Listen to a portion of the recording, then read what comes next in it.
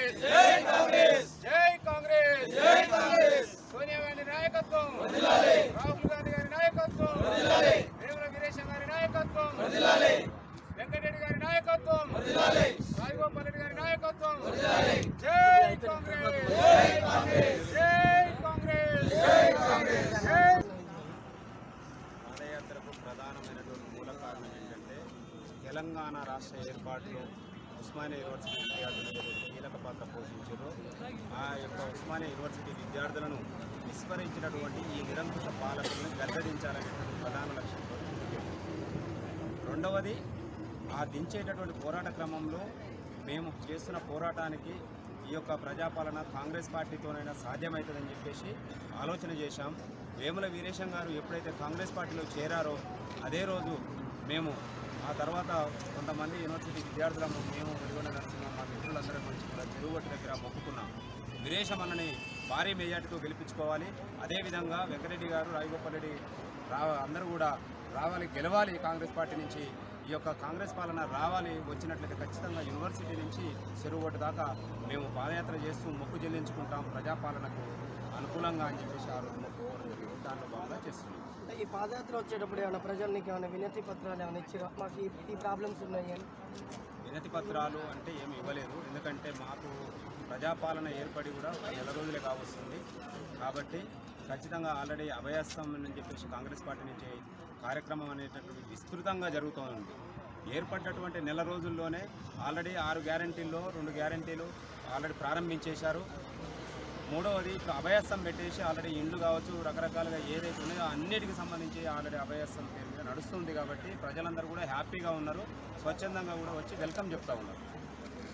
ప్రజాపాలన అనేది ప్రభుత్వం పెట్టింది, దానివల్ల ప్రజల్లో ఎలా తీసుకెళ్లారు అవగాహన అనేది సరిగా లేదు. మేము ఇప్పుడు పోయిస్తున్నాం కార్యక్రమం అంటే పార్టీ తరఫు నుంచి కానీ ప్రభుత్వం ఉన్న అధికారులు కానీ ప్రజలకు అనేది అసలు అది ఏమిటికి అనేది సరిగా అవగాహన లేకుండా ఎందుకు అది వైఫల్యం జరిగింది?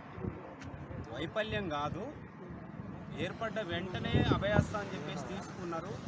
ఆ యొక్క ప్రోగ్రామ్ తీసుకున్నారు కదా, మళ్ళీ ఇదేంటి మొన్నటిదాకా ఏదో కేసీఆర్ పెట్టిండు, ఇండ్లు అన్నాడు, అవన్నాడు, ఇవన్నాడు, దరఖాస్తులు తీసుకున్నా అవన్నీ రద్దు అన్నారు, మళ్ళీ వీళ్ళు ఏదో తీసుకొచ్చారు అని చెప్పేసి ప్రజలు మామూలుగా గ్రామీణ స్థాయిలో ఉన్నటువంటి వాళ్ళకు రాజకీయంగా అనేది అవగాహన అనేది రాదు. కాబట్టి ఆ అవగాహన కోసమే మా యొక్క కాంగ్రెస్ పార్టీ ప్రజాప్రతినిధులు అందరూ కూడా స్థానిక సంస్థల నుంచి మొదలు పెడితే ముఖ్యమంత్రి వరకు కూడా అందరూ కూడా అభయస్థ సమావేశాలకు అటెండ్ అవుతున్నారు, వాళ్ళకు వివరిస్తున్నారు. వాటిని అభయస్థం అనేది దేనికోసం ఎందుకోసం అనేది పూర్తిగా వివరించి చెప్తున్నారు. వాళ్ళకు ఖచ్చితంగా అర్థమవుతుంది. ముందస్తుగా అర్థం కావట్లేదు. ఆ సభలు పెట్టి ఆ సభల్లో వివరించిన తర్వాత ఓకే అని చెప్పేసి అందరూ కూడా ప్రజలు అర్థం చేసుకుంటూ ఉన్నారు. ఇప్పుడు ఎమ్మెల్యే గారు గెలిచినందుకు పాదయాత్ర అనుకోవాలన్నా ఏమన్నా రాజకీయంగా ఎదిగి ఏమన్నా పదవి కోసం? మా ఎమ్మెల్యే గారు రాష్ట్రంలోనే అత్యధిక మెజార్టీ కాంగ్రెస్ పార్టీ తరఫున గెలిచాడు. అదేవిధంగా మా మంత్రి, జిల్లా మంత్రి కోమటిరెడ్డి రాజగోపాల్ రెడ్డి వాళ్లకు అభిమానులం మేము. కాబట్టి వాళ్ళ యొక్క గెలుపును ఆస్వాదిస్తూ వాళ్ళ గెలుపుకు మేము పాదయాత్ర అనేది చేస్తూ ఉన్నాం. గెలుపును ఉద్దేశించి చేస్తున్నాం. మాకు ఎలాంటి పదవులు అవసరం లేదు.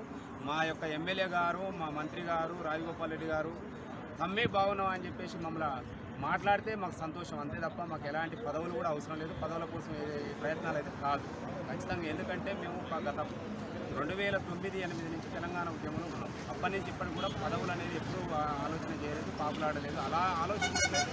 గత ప్రభుత్వంలోనే బీఆర్ఎస్లో పోయేవాళ్ళు. యొక్క తెలంగాణ ప్రజల ఆకాంక్షలు నెరవేరాలి, ప్రజలందరూ బాగుండాలనేటటువంటి కాన్సెప్ట్తోనే ఉద్యమంలో పనిచేసినాం.